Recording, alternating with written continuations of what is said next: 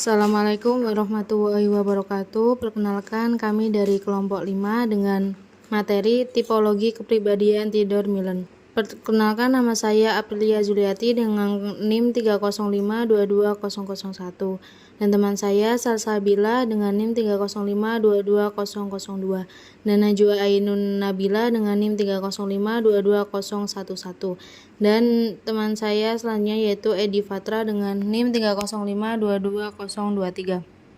Yang pertama yaitu biografi Millon. Theodore Millon lahir pada tahun 1928. Beliau merupakan anggota Dewan Pengawas Rumah Sakit Negara Bagian Allentown dan Rumah Sakit Jiwa Pennsylvania selama 15 tahun. Theodore Millon merupakan editor pendiri jurnal Gangguan Kepribadian dan Presiden Pengukuhan Masyarakat Internasional untuk Studi Gangguan Kepribadian. Beliau merupakan profesor emeritus di Sekolah Kedokteran Harvard dan Universitas Miami. Pada tahun 2008, Millon mendapatkan penghargaan medali emas dalam penerapan psikologi oleh Asosiasi Psikologi Amerika karena dianggap mengembangkan ilmu psikologi kepribadian yang termasuk bidang personologi, teori kepribadian, gangguan kepribadian, dan kepribadian pengukuran. Selanjutnya, konsep teori biososial. Pendekatan psikologi yang berusaha memahami perilaku sosial dengan cara mengaitkan dengan gejala-gejala biologis manusia dan kepribadiannya sebagai organisme sebagai berbagai strategi polarisasi motivasi dasar dengan makhluk lain di dunia ini yang disebut polarisasi. Selanjutnya yaitu ada 3 polarisasi yang mendasari perilaku manusia. Yang pertama yaitu eksistense, mengajarkan kesenangan versus menghindari kesakitan. Contohnya yaitu seseorang mungkin terlibat dalam refleksi diri, menetapkan tujuan pribadi atau mencari pengalaman yang mendalam untuk memahami diri mereka dan tujuan hidup mereka. Di mana manusia itu mencari pengalaman dan memahami dirinya sendiri untuk tujuan hidup mereka di masa depan. Yang kedua yaitu adaptation. Pasif bersifat akomodasi versus aktif memodifikasi lingkungan. Contohnya yaitu mengubah strategi kerja untuk mencocokkan tuntutan pekerjaan yang baru, belajar keterampilan baru untuk memenuhi perubahan teknologi, atau menyesuaikan rutinitas harian dengan perubahan dalam kehidupan pribadi.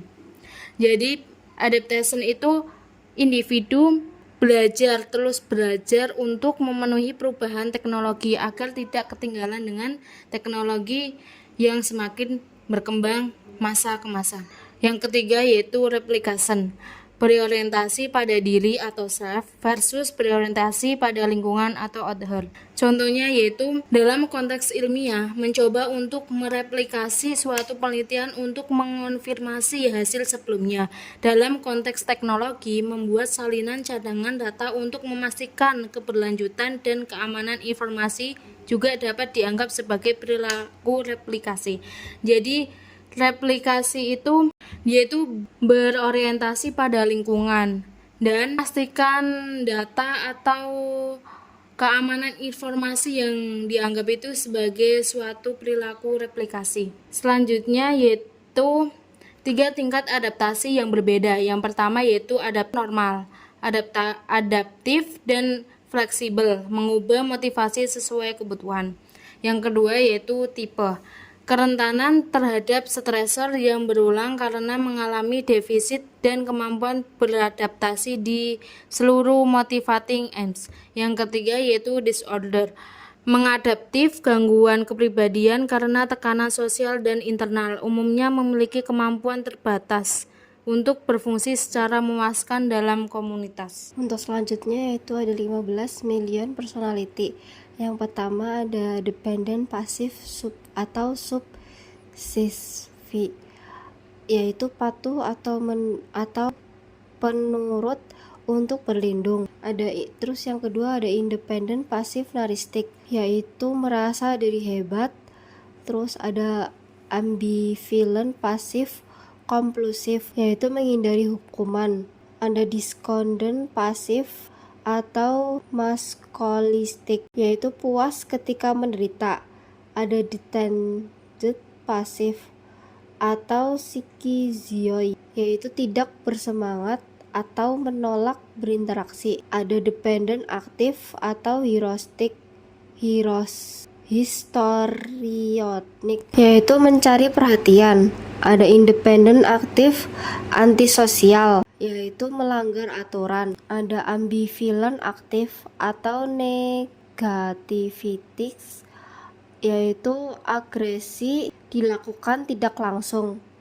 Ada despondent aktif atau sadistik, puas dengan menyakiti orang lain. Terus ada ambivalent aktif pasif atau turbulent, yaitu disiplin dan menolak waktu luang. Ada independent aktif pasif atau paranoid, yaitu curiga pada orang lain. Terus ada dependent aktif pasif borderline, yaitu emosi tidak stabil. Ada detached aktif atau avoidant, yaitu menghindari karena takut ditolak. Ada detached aktif pasif atau skizotipal, yaitu aneh. Terus ada despondent aktif pasif atau melankolis, yaitu pesimis dan tidak berdaya. Terus ada independent aktif atau antisosial. Penyebabnya yaitu anak yang disakiti, diabaikan, dan bahkan sering menunjukkan sikap permusuhan. Ciri perilakunya yaitu impulsif atau tidak sabaran dan pemarah, tidak bertanggung jawab, memandang diri orang lain terkekang. Kondisi emosinya tidak empati, ingin balas dendam. Ciri kognitifnya memandang dan menafsirkan interaksi dengan orang lain secara tidak bermoral dan cenderung menghina. Mekanisme dirinya yaitu mengekspresikan dengan cara menyerang atau menyakiti orang lain. Terus ada independent pasif naristik. Orang tua memberikan penilaian yang berlebihan atau tidak sesuai dengan kondisi anak. Ciri perilakunya yaitu arogan, merasa diri hebat dan kurang empati, mengharapkan penghargaan tanpa menerima tanggung jawab, menampilkan kepercayaan diri tinggi. Ciri kognitifnya yaitu terpaku dengan fantasi-fantasi yang tidak matang atas kesuksesan. Mekanisme diri mencari alasan yang masuk akal untuk membenarkan perilaku sosialnya. Terus kondisi emosinya yaitu optimis tanpa disertai semangat dan usaha. Selanjutnya ada independent aktif pasif atau paranoid. Ciri kognitifnya yaitu bersikap skeptis, sinis, dan tidak percaya pada motif orang lain termasuk kerabat, teman, dan rekan. Menafsirkan perilaku tidak berdaya sebagai pertanda niat tersembunyi atau konspirasi. Ciri perilakunya yaitu sensitif, waspada untuk mengatasi dan menyangkal kemungkinan penghinaan, kedengkian, dan penipuan. Provokatif, tidak hanya menyimpan dendam dan tidak memaafkan orang lain di masa lalu, tetapi menunjukkan sikap suka bertengkar, rewel, dan kasar dengan kenalan baru. Sangat tertutup, tidak mau curhat pada orang lain. Kondisi emosinya yaitu menunjukkan sikap dingin, cemberut, kasar, tanpa humor, berusaha untuk tampil tidak emosional dan objektif, tetapi gelisah, iri, cemberut, tetap tersinggung, dan beraksi dengan marah. Mekanisme diri secara aktif menyangkal sifat dan motif pribadi yang tidak diinginkan dan menghubungkannya dengan orang lain. Terus ada dependent aktif pasif atau histrionik. Penyebabnya yaitu anak-anak sedikit memperoleh punishment yang sangat banyak dan memperoleh reward. Ciri kognitifnya menghindari introspeksi diri dan lebih tertarik pada perhatian sesaat. Mekanisme diri mengatur tampilan diri dengan menciptakan keberhasilan sosial yang menarik. Ciri perilakunya yaitu dramatis, mencari perhatian, genetik aktif, mencari pujian, socialable, menggambarkan citra diri sebagai teman yang menarik. Kondisi emosi yaitu dramatis, aktif, berlebihan, tidak sabaran, mudah marah atau bosan. Selanjutnya ada dependent pasif atau submisif. Penyebabnya itu lingkungan keluarga yang sangat melindungi dan selalu membantu. Nah, ciri kognitifnya itu mudah dipengaruhi dan tidak memiliki kecurigaan terhadap orang lain. Ciri perilakunya yaitu merasa tidak kompeten, sangat patuh, pasif, kurang berani, mempertahankan figur otoritas sebagai tempat berlindung, tidak percaya diri, dan kekanak-kanakan dalam menyelesaikan masalah. Itu mudah dipengaruhi dan tidak memiliki kecurigaan terhadap orang lain. Dependent pasif atau submisif. Penyebabnya itu lingkungan keluarga yang sangat melindungi dan selalu membantu. Ciri perilakunya itu merasa tidak kompeten, sangat patuh, pasif, kurang berani, mempertahankan figur otoritas sebagai tempat berlindung, tidak percaya diri, dan kekanak-kanakan dalam menyelesaikan masalah. Ciri kognitifnya itu mudah dipengaruhi dan tidak memiliki kecurigaan terhadap orang lain. Kondisi emosionalnya itu tidak pemarah, tidak kompetitif, menghindari konflik-konflik interpersonal. Mekanisme dirinya itu ketergantungan pada orang lain untuk memperkuat keyakinan diri atau introjude. Selanjutnya ada dependent aktif pasif atau borderline.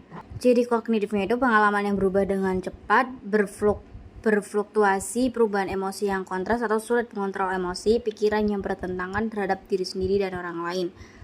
Ciri perilakunya itu menampilkan tingkat energi yang meledak tiba-tiba, impulsif, bertindak tanpa berpikir, berperilaku bunuh diri atau merusak yang berulang, membutuhkan perhatian tetapi juga manipulatif. Terus mekanisme dirinya itu mundur ke tingkat perkembangan awal, toleransi kecemasan, terkontrol impuls dan adaptasi sosial, tidak mampu mengatasi tuntutan dan konflik orang dewasa. Kondisi emosionalnya itu labil, gagal menyesuaikan tingkat suasana hati yang tidak stabil dengan realitas eksternal, telah menandai pergeseran dari normalitas ke depresi menjadi kegembiraan, atau memiliki periode kesedihan dan sikap apatis diselingi dengan episode kemarahan, ambivalent aktif atau pasif agresif atau negativistik. Nah, penyebabnya itu pola asuh yang berubah antara kebencian atau penolakan dan cinta. Ciri kognitifnya itu sikap sinis dan mengekspresikan sindiran yang pedas untuk memperoleh keuntungan yang baik bagi dirinya. Ciri perilakunya itu banyak menunda, terkadang dependen, terkadang independen, kurang toleran terhadap orang lain, oposisi atau bertentangan, melihat diri sebagai orang yang tidak dipahami dan tidak dihargai, yang terakhir menunjukkan kebencian dan ketidakpuasan. Kondisi emosionalnya sendiri itu keras kepala dan mudah marah, terus mood dan cerewet, tidak sabaran, mudah kecewa oleh orang lain. Mekanisme dirinya ini mengekspresikan kemarahan terhadap orang lain secara tidak langsung atau melalui cara menghasut. Selanjutnya ada ambivalent pasif atau conforming atau obsesif kompulsif. Penyebabnya ini orang tua yang over control dengan senantiasa menekankan pada hukuman. Nah, ciri kognitifnya sendiri itu memiliki dunia dengan aturan-aturan tanpa imajinatif.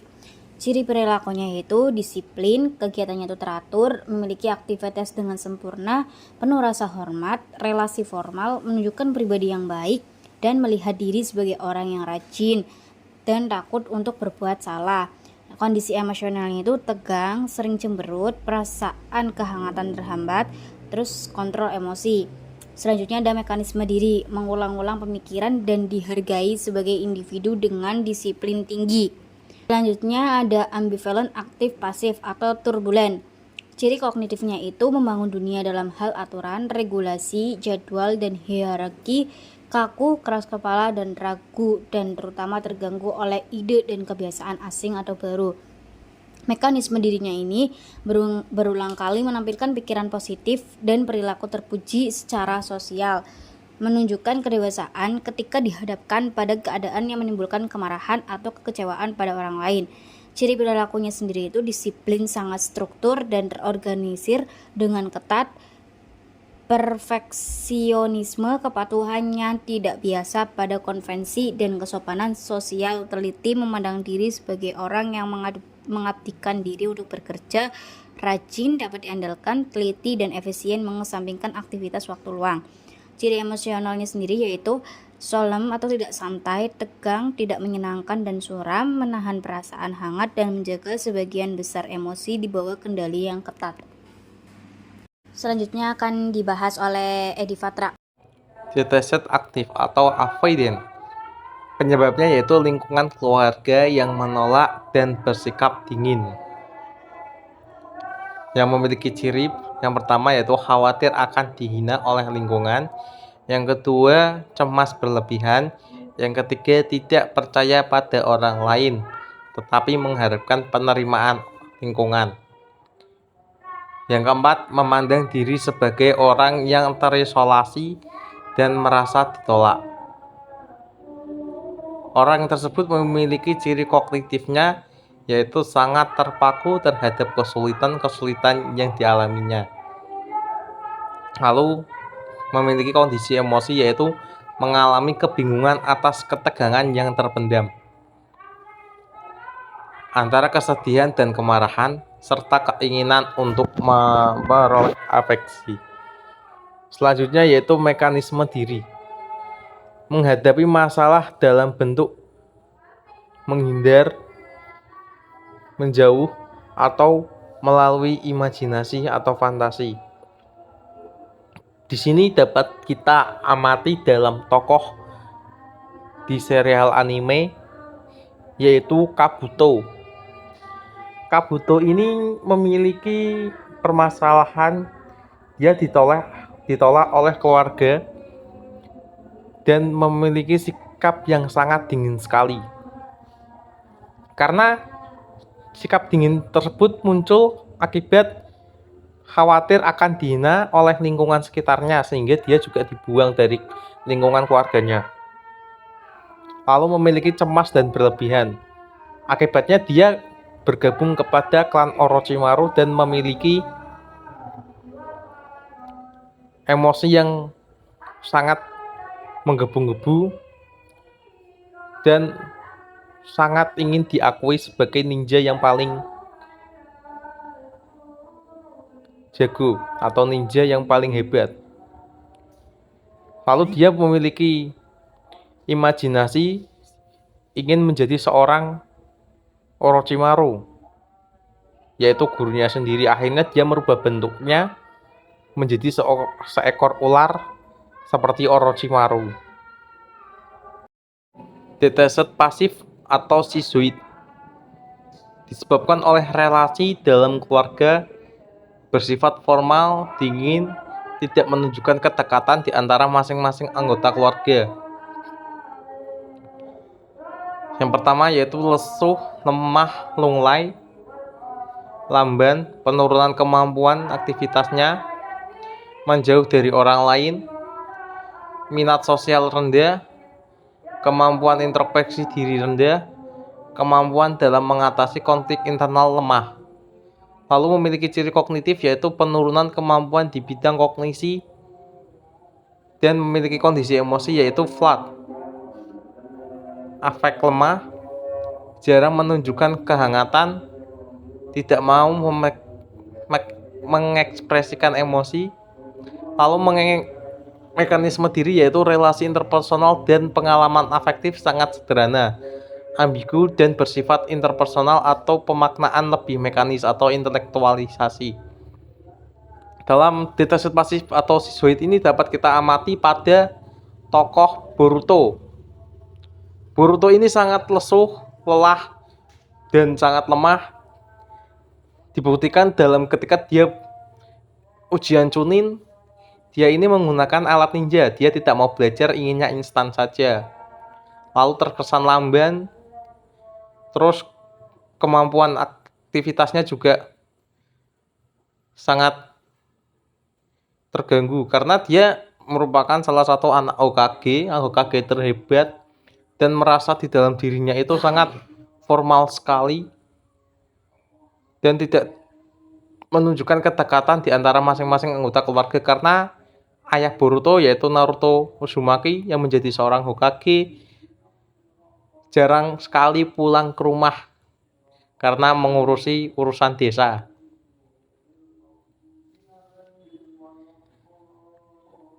Akibatnya, si Boruto ini jarang menunjukkan kehangatan dengan keluarganya, yaitu ibunya yaitu Hinata dan Himawari adiknya. Lalu Boruto sendiri jarang mengekspresikan emosi. Dia lebih menyendiri dan sangat murung.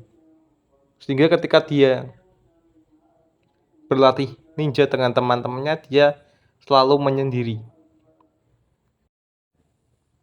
Selanjutnya itu discordant aktif atau sadistik. Memiliki ciri pelaku mengungkapkan kepuasan dalam mengintimidasi, memaksa dan mempermalukan orang lain. Bangga menjadi orang yang sangat kompetitif, sangat energik dan keras kepala, tertarik pada tantangan, resiko dan bahaya, tidak gentar oleh bahaya dan hukuman. Di sini sangat jelas dialami oleh tokoh Orochimaru. Orochimaru ini memiliki ciri suka mengintimidasi dan memaksa dan mengancam lawannya. Lalu dia juga bangga menjadi seseorang yang sangat kompetitif dengan dibuktikan dia mau dan mampu mengalahkan gurunya sendiri. Dan memiliki kepribadian yang energik dan keras kepala. Dia ingin apa yang dia inginkan harus terwujud. Akibatnya dia menyerang desa dan ingin menjadi penguasa desa tersebut. Lalu memiliki ciri kognitif, berpikiran tertutup, menunjukkan sikap otoriter atau menguasai, intoleransi sosial. Nah, sikap ini, ciri kognitif ini sangat ada pada tokoh Orochimaru. Lalu kondisi emosi, bermusuhan dan mudah tersinggung. Di Orochimaru ini, dia sangat suka bermusuhan dan mudah tersinggung. Dengan dibuktikan dia menyerang desa beberapa kali walaupun ujung-ujungnya gagal. Selanjutnya mekanisme diri. Berdarah dingin, tidak menyadari dampak perilaku yang destruktif atau merusak. Discordant pasif atau masochistik.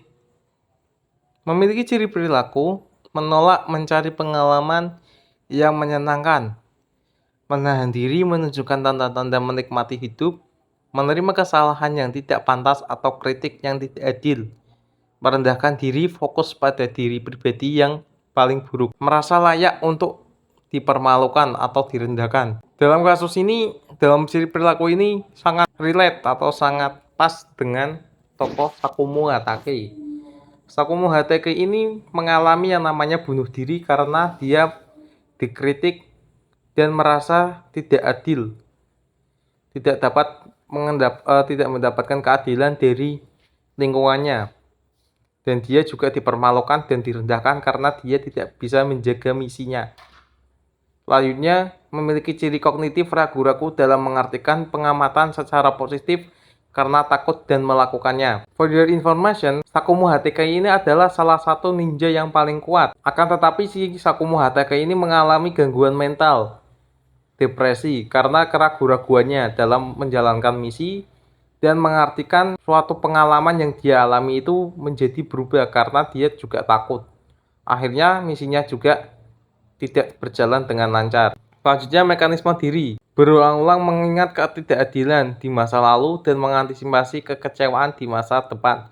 Merusak tujuan pribadi dan menyabotase nasib baik. Sakumo Hatake ini sangat pas dengan apa yang ada di discordant pasif atau masochistik ini. Karena dia merasa depresi, memikirkan secara terus-menerus ketidakadilan yang dia dapatkan, sehingga dia merusak tujuan pribadi yaitu menjadi seorang ninja atau seorang Hokage. Selanjutnya kondisi emosi, mengalami campuran emosi karena dia juga direndahkan, dipermalukan, dan tidak mendapatkan keadilan dari lingkungannya. Juga mengalami yang namanya tidak dapat menjalankan misi dengan baik. Lalu kadang-kadang gelisah, cemas, rasa bersalah dari ketidaknyamanan pada orang lain. Deteset aktif pasif atau skizotipal memiliki ciri perilaku ekstrinsik, menunjukkan perilaku yang aneh dan kaku, berperilaku dengan cara yang aneh dan menyendiri, lebih suka menyendiri, pemikiran berulang tentang kekosongan hidup dan tidak berarti. Ciri perilaku ini sangat pas dengan apa yang dialami oleh Gara kecil. Gara kecil ini menunjukkan perilaku yang sangat aneh dan sangat kaku sekali. Gara merupakan salah satu ninja dari desa Sunagakure dan merupakan salah satu anak dari Hokage. Gara ini selalu menyendiri karena kemurungan, merasa ketidakadilan, merasa dia tidak berguna karena dia dianggap sebagai tumbal iblis yang dilakukan oleh ayahnya sendiri. Selanjutnya, ciri kognitif yaitu kapasitas untuk membaca atau pikiran dari perasaan orang lain sangat disfungsional, mencampurkan komunikasi sosial dengan ketidakrelevanan pribadi. Ini juga sangat cocok dengan apa yang dirasakan atau apa yang dialami oleh Gara kecil. Gara ini sangat susah membaca pikiran orang lain atau perasaan orang lain. Contohnya, Gara ini susah membaca pikiran atau menerima ajakan dari Naruto. Selanjutnya itu mekanisme diri, perilaku dan pikiran yang aneh muncul untuk mencerminkan pencabutan atau pembalikan tindakan atau ide sebelumnya yang lelah yang telah menggerakkan perasaan cemas, konflik atau rasa bersalah. Nah, tadi saya juga sudah menjelaskan pada ciri perilaku yaitu pas Gara kecil. Lalu kondisi emosi, terlalu khawatir dan tidak nyaman, terutama pada perjumpaan sosial. Gara kecil sangat susah untuk yang namanya melakukan interaksi sosial dengan teman-temannya. Gara sangat suka menyendiri karena dia merasa gelisah, waspada karena dapat mengancam kepribadiannya atau mengancam dirinya karena dia merupakan tumbal iblis. Lalu Gara juga menunjukkan kekurangan dalam hubungan, tatap muka dan ekspresi emosional. Selanjutnya yaitu discordant aktif pasif atau melankolik. Ciri perilaku ini sangat sedih dan muram, merasa tertekan, akan memohon kepada orang lain untuk diasuh dan protektif, takut ditinggalkan, tidak berharga, menilai diri tanpa pertimbangan, tidak berhasil dalam semua aspirasi. Ciri perilaku ini dialami oleh Hinata kecil. Hinata sangat sedih dan muram, merasa tidak berharga karena dia sangat feminis sekali, terus menilai diri tanpa pertimbangan, lalu dia juga merasa tidak berhasil dalam segala aspirasi. Dia sangat takut untuk ditinggalkan oleh seorang yang namanya Naruto itu sendiri. Selanjutnya, ciri kognitif, pesimis. Hinata kecil sangat mengalah. Dia lebih mementingkan orang lain daripada mementingkan dirinya sendiri. Melihat hal-hal dalam bentuknya yang paling hitam dan selalu mengharapkan yang terburuk. Hinata sangat mudah muram dan sangat mudah yang namanya sedih. Karena Hinata merupakan salah satu tokoh yang sangat feminis sekali. Dan dia merasa bahwa dirinya itu tidak bisa apa-apa. Selanjutnya yaitu mekanisme diri, terlibat dalam tindakan penyangkalan diri, hukuman diri dan penyiksaan diri, penilaian diri yang keras, serta tindakan yang merusak diri sendiri. Hinata kecil ini sangat melakukan yang namanya penyangkalan diri atau hukuman diri. Dia merasa tidak puas, akhirnya dia juga terkadang memukul-mukul kepalanya sendiri. Ketika Hinata besar pun dia merasa pasrah ketika menghadapi seorang Toneri. Selanjutnya yaitu kondisi emosi. Biasanya menyedihkan, suram, menangis, tidak gembira, dan murung. Karakteristiknya mengkhawatirkan dan merenung, sangat rendah. Ini sangat pas apa yang dialami oleh Hinata kecil. Hinata salah satu ninja yang paling suka tidak mencerminkan gembira, paling suka menangis, dan paling suka murung. Mungkin Itu saja yang dapat saya sampaikan. Selesai, terima kasih dan sampai jumpa kembali. Assalamualaikum warahmatullahi wabarakatuh.